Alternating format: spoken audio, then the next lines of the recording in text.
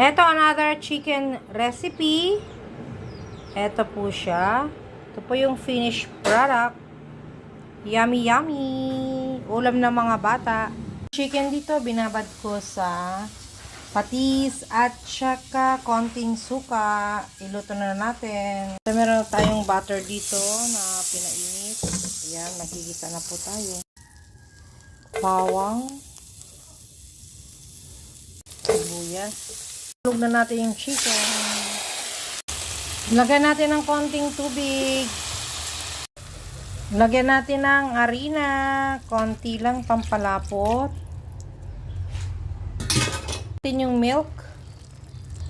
Corn. Okay, hintayin na natin itong maluto. Natin yung ating carrots.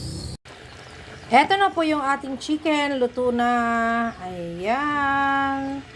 Luto na po siya. Yummy, yummy.